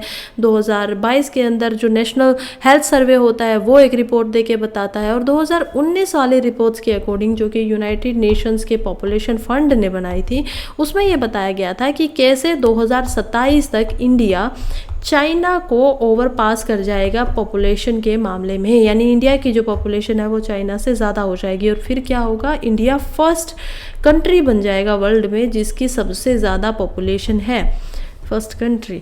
ठीक है, तो सबसे पहले नंबर पे आ जाएगा जिसमें बहुत ज़्यादा जनसंख्या है। लेकिन 2027 का ये आंकड़ा इंडिया ने इसी साल पूरा कर लिया है। इंडिया अब चाइना को सरपास कर चुका है। और इसी के साथ यहाँ से कंसर्न होता है कि अभी तो इंडिया के पास या वर्ल्ड के अंदर बहुत सारे ऐसे, हमारी जो एज है, वर्किंग एज है, जैसे 15 से 59 ईयर्स माना जाता है, अडल्ट एज है। लेकिन क्योंकि अभी क्या हो रहा है कि एक तो लॉन्गेविटी ज़्यादा है, यानी कि लोग ज़्यादा जी रहे हैं, हेल्थ केयर अच्छा है, इन सब मामलों की वजह से। और दूसरा क्योंकि फर्टिलिटी को डाउन किया जा रहा है। पॉपुलेशन को कंट्रोल करने के लिए क्या है कि जनसंख्या को नियंत्रण करने के लिए जो रिप्रोडक्शन है, जो बच्चे को पैदा करने की दर है, वो दर को घटाई जा रही है, उसको कम किया जा रहा है। ये अर्बन में तो वैसे तो ये 2.1 पूरे के पूरे इंडिया का डाटा निकल के आता है कि एक औरत जो है वो 2.1 बच्चों को जन्म देगी। अब आप लोग सोच रहे होंगे ऐसा कैसे हो सकता है, एक औरत 2.1 को कैसे कर सकते हैं। तो ये एवरेज है कि कोई 3 को भी दे रही है, कोई 2 को भी दे रही है, कोई 3-4 को भी दे रही है। लेकिन जब पूरे इंडिया का एवरेज निकाला जाता है तो ये डाटा पर वुमन के ऊपर 2.1 आ रहा है। ऐसे ही अगर अर्बन का स्कोर सिर्फ अर्बन सेंटर्स का दिखाया जाए तो 1.6 आ रहा है। ठीक है, तो 1.6% की जो दर है वो देखने को मिल रही है। और नॉट परसेंटेज, दर यहाँ पे। ये डाटा है। तो अगर ये लोग कम होंगे तो 2050 तक ऐसा देखा जाएगा कि इंडिया के अंदर जो ओल्ड पीपल हैं वो हो जाएंगे बहुत ज़्यादा। ठीक है, 50% का ये मायना आ जाएगा कि ठीक है, इंडिया के अंदर बूढ़े भी 50% है, नौजवान भी 50% है। और उससे आगे जब ये बात पहुंचेगी 100 साल में, मतलब 2100 तक जब ये बात पहुंचेगी, तो तब जो ओल्ड एज पॉपुलेशन होगी इंडिया की वो बहुत ज़्यादा बढ़ जाएगी, और जो यंग एज होगी या बच्चे होंगे, अडल्ट होंगे, वो हो जाएंगे कम। अब इससे क्या इम्पैक्ट पड़ेगा? इससे इंडिया के ऊपर 2-3 इम्पैक्ट देखने को मिलेंगे। पहला इम्पैक्ट ये होगा कि इंडिया की हेल्थ केयर के ऊपर बर्डन बढ़ेगा, क्योंकि अब ज़्यादा लोगों का ध्यान रखना है, ज़्यादा लोगों की एज होगी, ये पहली चीज़। दूसरी चीज़ क्या है कि कमाने के लिए इकोनॉमिक प्रॉब्लम क्रिएट यहाँ पे देखने को मिलेंगी। इकोनॉमिक क्यों देखने को मिलेंगी? क्योंकि कमाने वाले कम है, खाने वाले ज़्यादा हो जाएंगे, क्योंकि ओल्ड पर्सन अगर घर में 2, 3, 4 भी हैं तो कमाने वाले बच्चे 1 ही 2 होंगे। तो ये सब कुछ प्रॉब्लम्स हैं। अब यहाँ पे बात करते हैं कि थोड़ा सा कंपेयर कर लेते हैं, डेवलप कंट्रीज़ को कंपेयर कर लेते हैं और इंडिया को कंपेयर कर लेते हैं कि उनके साथ अभी क्या हो रहा है। तो डेवलप कंट्रीज़ जो हैं और जो डेवलपिंग कंट्री है, यहाँ पे आप लगाइए ING, मैं इसको शॉर्ट में लिख रही हूँ, ऐसा मत सोचिएगा कि मुझे स्पेलिंग नहीं आती। तो यहाँ पे मैं इसको शॉर्ट में लिख रही हूँ, डेवलप करके ING लगा दिया है मैंने। यहाँ पे डेवलप कंट्री, ठीक है, विकसित और विकासशील देशों के बारे में हम लोग बात करते हैं। तो विकसित जो देश है उनके अंदर जब ये डाटा देखा गया था तो ये देखा गया था कि बहुत लंबा समय उन्हें इस चीज़ में लगा था कि जब वो पॉपुलेशन जो है उनकी वो ज़्यादा एज हुई, और उनकी क्योंकि अभी तक बहुत ज़्यादा विकसित देशों में पता है कि पॉपुलेशन लेवल बहुत ज़्यादा होता नहीं है। उसके बाद जापान जैसे देशों का पता है कि वो एक विकसित देश है, और उसके अंदर उनकी पॉपुलेशन कितनी ज़्यादा 60% से ज़्यादा लोग वहाँ पे 60 ईयर से ज़्यादा हो चुके थे।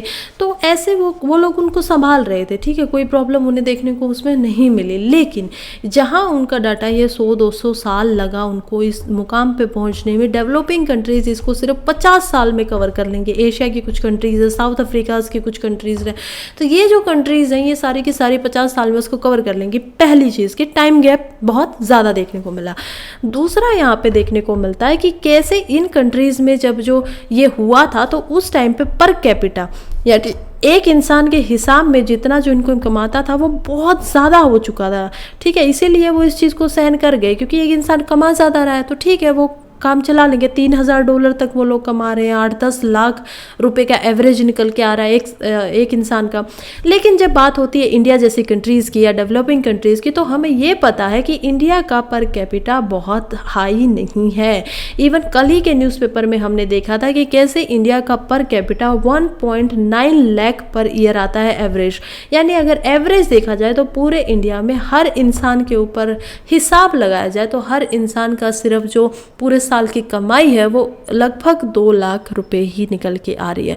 तो ये एक इंडिया के लिए बर्डन की बात है, बिल्कुल ये सोचने की बात है। इस पर क्या आगे किया जा सकता है, पॉलिसीज़ को इसी तरीके से ध्यान में रखते हुए बनाना पड़ेगा। तो ये एक प्रॉब्लम यहाँ पे दिख रही है। इसीलिए यहाँ पे ऑथर ने ये आर्टिकल लिखा भी है कि क्या इंडिया इसके लिए अब आगे तैयार है। इंडिया तैयार तो नहीं दिख रहा, तो इसलिए तैयार होना पड़ेगा, पॉलिसीज़ बनानी पड़ेंगी, इंफ्रास्ट्रक्चर बनाना पड़ेगा। दूसरा इससे ये भी इम्पैक्ट पड़ेगा कि जो भी कंट्री जिसकी भी पॉपुलेशन ज़्यादा है, मतलब कि और जो अडल्ट हैं जो ज़्यादा डेमोक्रेसी बनाएंगे, क्योंकि जितने लोग कमाने वाले होंगे उतनी ही GDP के अंदर क्या बढ़ेगी, परसेंटेज बढ़ जाएगी, GDP जो है वह ज़्यादा मजबूत होगी। तो ये जो लोग कम है, जो नहीं कर पाएंगे, अडल्ट लोग नहीं अपने आप को, मतलब जो ओल्ड एज ज़्यादा हो गए हैं, वो इतना ज़्यादा कमा नहीं रहे हैं, GDP कम हो गया, तो उनकी इम्पोर्टेंस ग्लोबली भी तो कम हो जाएगी ना, ग्लोबली भी उनकी परफॉर्मेंस कम हो जाएगी। तो इसी वजह से जो ये एक तो ये होगा कि मल्टीपोलर वर्ल्ड बन जाएगा। अब कुछ सालों के बाद 2050-21 तक ये हो जाएगा कि वर्ल्ड जो है वो सिर्फ USA उसका मतलब यूनिपॉपुलर ना रह के मल्टीपोलर हो जाएगा। और चाइना इसी बात को ध्यान रखते हुए अब अपनी जो, क्योंकि उसको नहीं जाना है डाउन, चाइना चाहता है कि अब वो USA की जो डोमेस्टिक जो वो है उसको बढ़ा जाए, उसको क्रॉस कर जाए। तो इसी चीज़ को चाइना ध्यान में रखते हुए अपनी उन्होंने कुछ औरतों को भी बोला भी है कि आप लोग घर पे रह के और थोड़ा सा ध्यान दीजिए, क्योंकि चाइना ने बिल्कुल 1 चाइल्ड पॉलिसी इस्तेमाल कर दी थी ना, कि आप सिर्फ एक ही बच्चा पैदा कर सकते हैं, ये अगर आपने उससे ज़्यादा किया तो आप लोगों को सज़ा मिलेगी। लेकिन अब चाइना उस पॉलिसी को चेंज कर रहा है। अब चाइना अपनी जो फीमेल्स हैं उनको बोल रहा है कि नहीं, ज़्यादा बच्चे पैदा करिए और दोबारा से, क्योंकि कहीं ना कहीं अगर जियो पॉलिटिक्स के अंदर आपको अपना स्टैंड बनाए रखना है तो आपको ज़्यादा जीडीपी वाला कंट्री बने रहना पड़ेगा। तो ये कुछ बातें हमें इसमें आर्टिकल से पूरा का पूरा समझ में आई। ये था इसका एनालाइजेशन, समरी, एक्सप्लेनेशन, जो भी आप समझें। आगे बढ़ते हैं। नेक्स्ट हमारा आर्टिकल आ जाता है एक्सप्लेन पेज से। सबसे पहले है दिल्लीज पॉपुलेशन हेज। ये बोलते हैं कि फार्म्स फायर का कितना परसेंटेज है। कुछ लोगों का मानना होता है कि नहीं, इतना इम्पैक्ट क्यों डाल रहे हो, हर चीज़ पे फार्म फायर्स है, स्टबल बर्निंग है, क्या सिर्फ यही कारण है? तो बिल्कुल इसी को दिखाने के लिए यहाँ पे ऑथर ने कुछ चीज़ें दिखाई हैं कि फार्म फायर्स का, जैसे अक्टूबर 22 में 16.65% का रोल था, नवंबर 1 को ये 18.312 हो गया है और नवंबर 2 को ये 25 to 3% से समथिंग है, कि इतना ज़्यादा परसेंट 25% तक का जो इम्पैक्ट है वो इन आग से निकलने वाले धुएं, इन आग से निकलने वाले जो कण होते हैं, जब इनको जलाया जाता है और जब वो हवा, क्योंकि साउथ जो वेस्टवर्ड हवा चल रही है, यानी कि पाकिस्तान से होते हुए, पंजाब से होते हुए वो दिल्ली की तरफ ऐसे आ रही है, तो इस हवा के साथ वो अपने साथ इनको लेके आ जाती है। कुछ और भी अंदाजे लगाए गए हैं आईएमडी द्वारा, जो इंस्टीट्यूट ऑफ ट्रॉपिकल मेट्रोलॉजी है पुणे, उन्होंने इसको बनाया है, इंडियन इंस्टीट्यूट। उन्होंने बोला कि एक्चुअली तो 2 नवंबर तक है यहाँ पे, लेकिन 3 नवंबर को ये 35% तक बढ़ जाएगा, इतना ज़्यादा ये इसका कारण बन जाएगा। तो ये यहाँ पे एक फ़ोटो दिया गया, आप लोग देखिए कि कैसे अक्टूबर 28 को ये दिल्ली के ऊपर वाला जो एरिया है वो कितना ठीक दिखाई दे रहा है। सैटेलाइट, ये नासा की सैटेलाइट है जिसने इसको दिखाया है।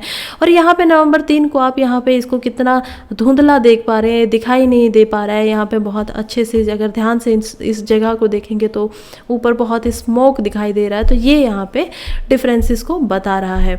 नेक्स्ट हम चलते हैं fixing Mumbai air a prescription. तो ये जो 2 साइंटिस्ट है जिनका नाम है गुरफान बेग जी एंड दूसरे हैं सचिंदा नंद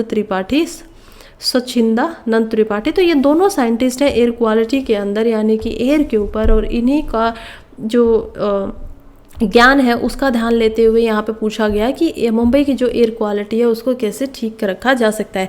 देखिए, अभी तक हम एयर पोल्यूशन की बात कर रहे थे दिल्ली की, उसके कुछ अपने रीजंस है। स्टबल बर्निंग जो वो सबसे बड़ा रीज़न कॉन्स्टिट्यूट है अभी फ़िलहाल का जो पॉपुलेशन है, उस पॉल्यूशन है। उसके अलावा ये भी पता है कि सर्दियाँ बढ़ रही हैं, टेम्परेचर अलग हो रहा है, वैसे ही ट्रोपोस्फेयर जो है उससे ऊपर नहीं जा पा रहा है, तो ट्रोपोस्फेयर का लेवल जो है वो नीचा हो गया। पहले अगर वो यहाँ पर होती थी तो अब वो यहाँ पर आ चुकी है, क्योंकि हवा उससे ऊपर जा ही नहीं, राइट। तो जो सबसे नीचे वाला बेस होता है उसी को तो ट्रोपोस्फेयर मानेंगे ना।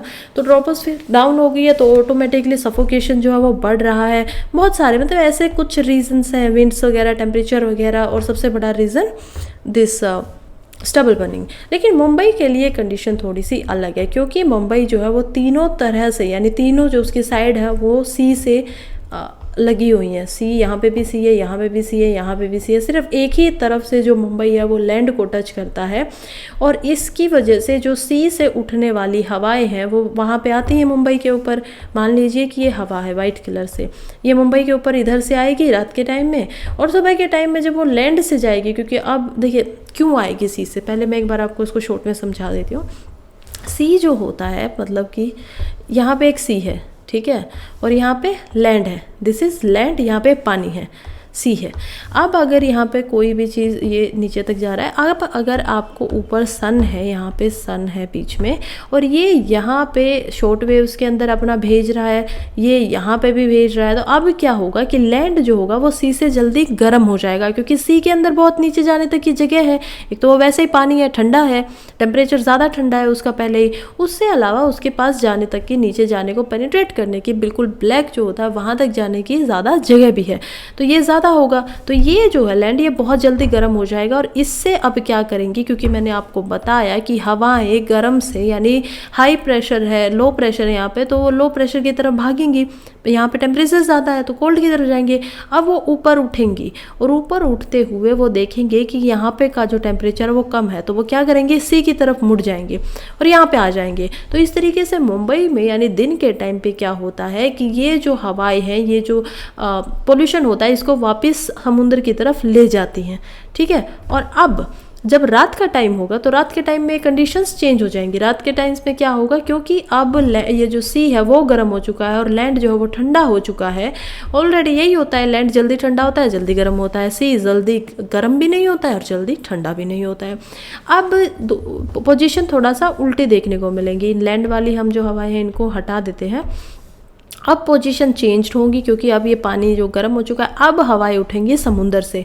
अब समुंदर से हवाएं उठ के जाएंगी लैंड की तरफ, ज़मीन की तरफ, और अब वो दोबारा से जो भी पोल्यूशन है, मतलब क्योंकि अब ये नया पोल्यूशन तो यहाँ पे लेके नहीं आ रहे, क्योंकि यहाँ पे तो पोल्यूशन नहीं है, तो वो साफ़ हो चुका है, तो ये नॉर्मली यहाँ पे चलेगी। टेम्परेचर अभी ठीक है, हवाएं चली गई हैं, और इसी तरीके से ये इस प्रोसेस से कि ये ऊपर जाएंगी, फिर जो नई हवाएं हैं इसके जो भी नया पोल्यूशन मिलेगा दिन में उनको वापस अंदर ले आएंगी, फिर वापस जाएंगी साफ हवाएं, फिर वापस शाम तक को अंदर ले आएंगी। तो ये पूरा का पूरा प्रोसेस होता है मुंबई के ऊपर। इसी वजह से वहाँ का पोल्यूशन लेवल जो है वो ज़्यादा कभी भी देखने को नहीं मिलता है। नेचुरली वो साफ़ होता रहता है। दिल्ली में ऐसा नहीं हो पाता है, चारों तरफ से लैंड से लोग स्टेट है, तो दिल्ली में ये नहीं देखने को मिलता। लेकिन अब की बार थोड़ा सा अलग हुआ है। अब की बार पूरे बहुत सारे दिन, यानी 97 दिनों तक दिल्ली के अंदर अक्टूबर में ही 10-10 दिन अलग अलग जो जगहें हैं, डिस्ट्रिक्ट वगैरह, वहाँ का जो पोल्यूशन लेवल था, जो वहाँ का पोल्यूशन लेवल आप देखेंगे तो वो बहुत ज़्यादा था। दिल्ली से भी ज़्यादा सीवियर कंडीशंस में चला गया था, 450 प्लस चला गया था उस टाइम पर। दिल्ली में इतना नहीं हो रहा था। तो वहाँ पे कुछ कारण तो हैं, जैसे जो सबसे बड़े कारण इसके अंदर बताए गए हैं वो है कि विंड्स जो हैं वो ज़्यादा अभी अच्छे से नहीं हो पा रही हैं, नहीं चल पा रही हैं।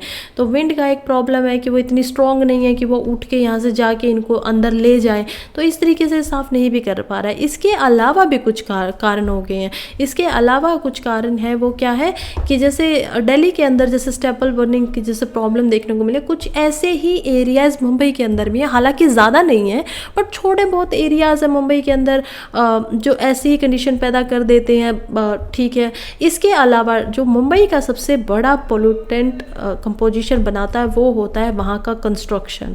वहाँ पे इतना सारा काम चल रहा है ना, 2020 से लेते हुए अभी तक इतना रोड पे काम चल रहा है, कंस्ट्रक्शन हो रहा है, तो वो चीज़ वहाँ पे बहुत ज़्यादा डस्ट उठाती है, बहुत ज़्यादा पोल्यूटेंट मैटर को जन्म देती है।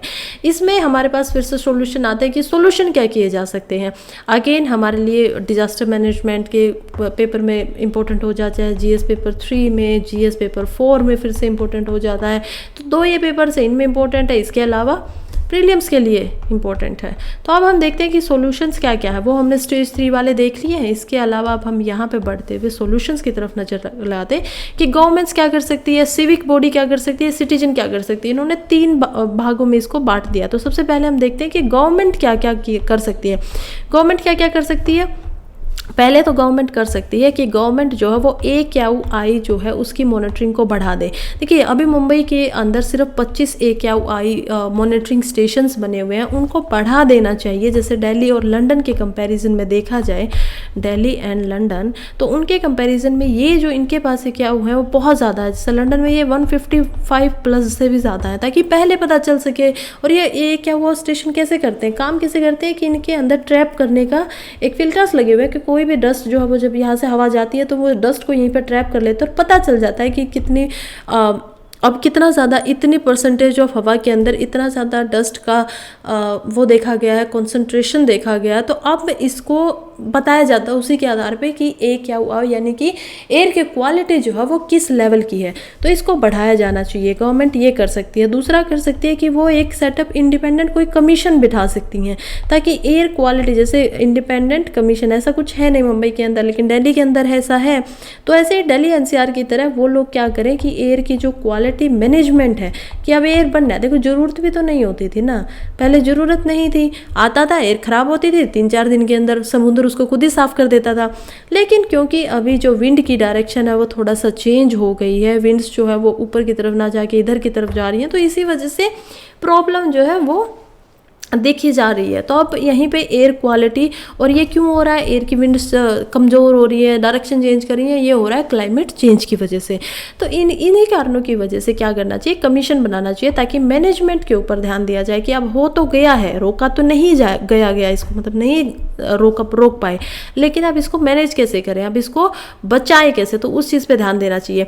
इसके अलावा कि अपग्रेड कर देना चाहिए किसी भी जो भी हमारे टेक्निकल इंफ्रास्ट्रक्चर वगैरह हैं, कि कुछ ट्रेंड करो लोगों को कि वो लोग कैसे इन स्टेशंस में काम कर सकते हैं। इंजीनियर्स को ट्रेंड करो, साइंटिस्ट को ट्रेन करो, हेल्थ एक्सपर्ट्स जो है उनको ट्रेन करो, लीगल एडवाइजर्स को ट्रेन करो। इन सब को ट्रेन करने के बाद अर्बन बॉडीज़ के अंदर और पोल्यूशन कंट्रोल बोर्ड्स के अंदर डाल दो कि अब ये अपनी जो भी इनकी स्पेशलिटीज़ हैं, जो भी इन्होंने अपनी अपनी स्पेशलिटीज़ के अंदर काम किया है, उन्हीं के अंदर रहते हुए ये कुछ नई स्ट्रेटजीज़ लेके आए मिलके, और तब ये मिटिगेशन का जो प्रोसेस है उसको मिलजुल के ख़त्म कर सके।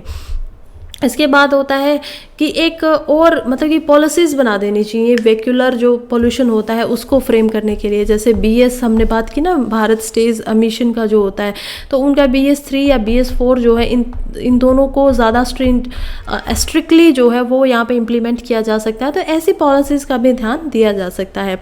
फिर यहाँ पे सवाल उठता है कि सिटीजन्स क्या क्या कर सकते हैं, सेकेंड कैटेगरी सिटीजन्स के लिए।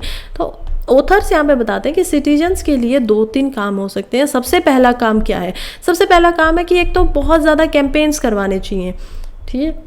जनरल जो सिटीजन्स हैं उनको अवेयर ही नहीं, अगर उनको पता ही नहीं है तो वो कुछ कर क्या पाएंगे। तो उनको सबसे पहले अवेयरनेस दो, उनको अवेयर करो और उनको बोलो कि आप लोग जो व्हीकल्स वगैरह चला रहे हो उनको कट कर दीजिए, कम करिए, और पब्लिक ट्रांसपोर्ट वगैरह का इस्तेमाल ज़्यादा करिए, या फिर हो सके तो बाइसिकल्स वगैरह का इस्तेमाल करिए, साइकिल्स वगैरह का इस्तेमाल करिए, सो दैट ये पोल्यूशन का जो लेवल है वो बढ़े ना। इसके अलावा दूसरा क्या हो सकता है कि सिटीजन्स को ये बताना चाहिए कि वो कमांड एंड कंट्रोल सिस्टम के अंदर, कमांड एंड कंट्रोल सिस्टम, वो उसमें पार्टिसिपेट करें। अब ये क्या होता है, कमांड एंड कंट्रोल सिस्टम का मतलब है कि कोई भी, मान लीजिए आप सिटीजन्स को बताइए कि ये हेल्पलाइन नंबर है, ठीक है, हेल्पलाइन नंबर है, कुछ भी हो सकता है, मान लीजिए #1 ही है, आप इसके ऊपर फ़ोन करके या इसके व्हाट्सएप के ऊपर या यहाँ पे कोई भी वीडियो शेयर कर सकते हो। अगर इलीगली इम्प्लीमेंटेशन गाइडलाइंस देने के बाद भी अगर कोई इंसान कुछ गलत कर रहा है, जैसे कंस्ट्रक्शन के काम को बंद नहीं कर रहे हैं, इसके अलावा और क्या हो सकता है कि कोई कुछ भी ऐसा कर रहा है जिससे पॉल्यूशन जो है, जिससे पॉल्यूशन का लेवल बढ़ रहा है, तो उस चीज़ को आप लोगों को क्या करना है कि एक तो पहले खुद ही कमांड करिए, आसपास रोकिए, अगर नहीं हो पा रहा है तो आप हमारे पास बताइए, आप ये मदद कर दीजिए।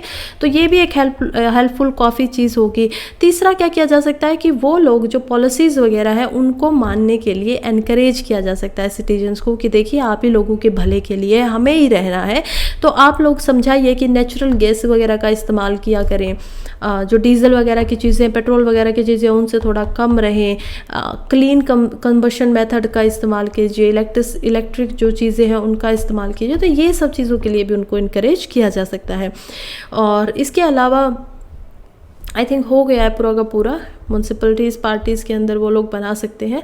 नेक्स्ट हम चलते हैं कि पॉल्यूशन जो है उसका इम्पैक्ट इकोनॉमिक ग्रोथ के ऊपर क्या होता है। देखिए बहुत शॉर्ट में, मैं आखिरी हमारा आर्टिकल है आज का ये न्यूज़पेपर का, इसमें हम बात कर लेते हैं कि पॉल्यूशन जो है वो, इसमें बहुत सारी, पहली बात तो कि ये जो पूरा आर्टिकल है ये बेस करता है बहुत सारी रिपोर्ट्स के ऊपर।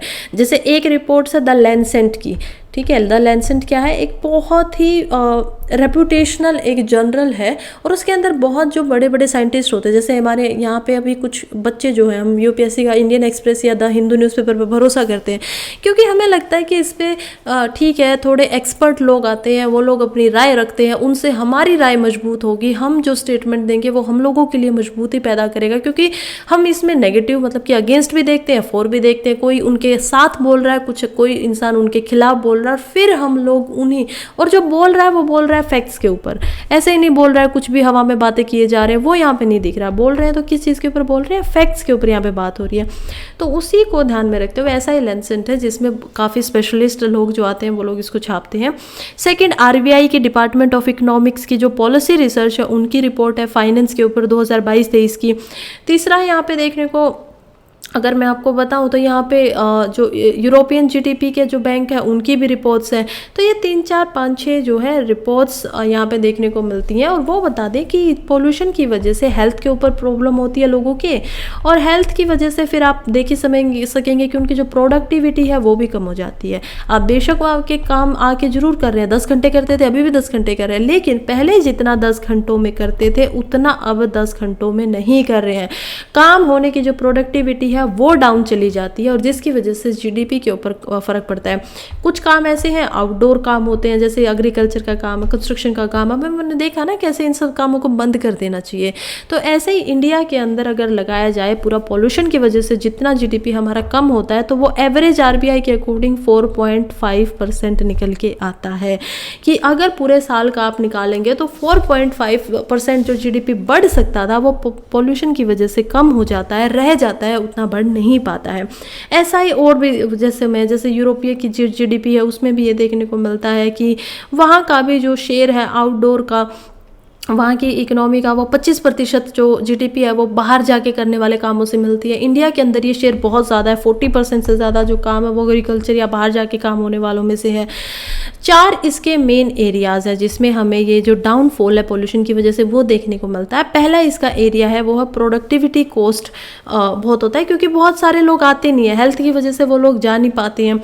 दूसरा होता है कंजप्शन में डिक्लाइन आ जाता है, क्योंकि जब एयर ख़राब होती है तो पीपल इंडोर रहना पसंद करते हैं, वो बाहर जाके कुछ ज़्यादा खरीदना नहीं चाहते हैं, ऐसा कुछ करना। तो ग्लोबली देखा जाए तो वो मतलब कपड़े वगैरह खरीद रहे हैं या बाहर जाके कहीं पे खाना खा रहे हैं, तो ये सब चीज़ें इतना काम नहीं करती हैं, इसीलिए कंजप्शन का जो लेवल है वो डाउन हो जाता है। थर्ड यहाँ पे आ जाता है कि बिजनेस एसेट्स की जो लाइफ स्पेन है वो भी कम हो जाती है। बिजनेस एसेट्स क्या होते हैं, कोई भी मतलब जैसे आपका कोई आपने इलेक्ट्रॉनिक मतलब कुछ भी रखा हुआ है, मशीन्स वगैरह रखी हुई हैं, तो वो सारी चीज़ें जो है वो उनकी लाइफ स्पेन को कम करता है। आपको पता है ना कि जैसे आयरन के साथ ऑक्सीडाइजेशन जब हो जाता है तो रस्ट लग जाता है। ऐसे ही बहुत सारी एयर पोल्यूशन जो है उसके अंदर बहुत सारे जो इंडस्ट्री की एसेट्स हैं उनकी लाइफ भी कम हो जाती है, उनके ऊपर भी इसका नेगेटिव इम्पैक्ट होता है। एंड फोर्थ यहाँ पे है कि इकोनॉमिक टॉल्स वगैरह की उससे भी प्रीमेच्योर डेथ हो जाती है।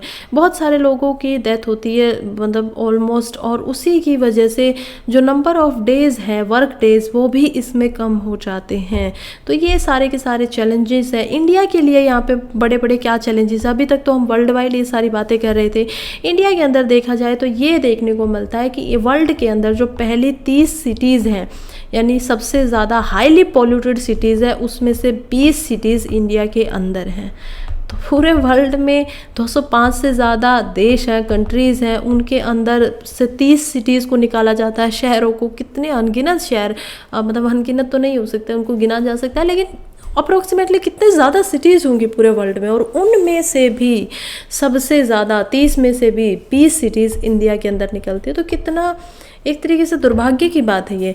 तो ये इसीलिए इंडिया के लिए एक बहुत बड़ा चैलेंज है पोल्यूशन को कर्व करना, पोल्यूशन को ठीक बनाए रखना। आरबीआई इसके लिए कंसर्न बार बार दिखाती रहती है कि इंडिया का एम्प्लॉयमेंट जनरेशन जो है वो इसी चीज़ से मतलब कि लिंक्ड होता है। इकोनॉमिक एक्टिविटीज़ जो बाहर जाके करने की होती है, चाहे उसमें एग्रीकल्चर आ जाए, चाहे उसमें कंस्ट्रक्शन आ जाए, चाहे उसमें डिलीवरी सर्विसेज आए, या फिर उसके अंदर सिक्योरिटी एजेंसीज का काम ही क्यों ना आए। जब ये सब होता है तो डेली प्रोडक्टिविटी जो है कॉल सेंटर्स वगैरह की, इन सब की ये भी कम हो जाती है, और पुअर एयर की क्वालिटी की वजह से परफॉर्मेंस भी कम हो जाता है। जो जितने हाईली प्रोडक्टिव एम्प्लॉय होते थे वो भी लेस प्रोडक्टिव वर्कर्स बन जाते हैं, उतना ज़्यादा काम नहीं कर पाते हैं, और ये कहीं ना कहीं एक प्रॉब्लम है।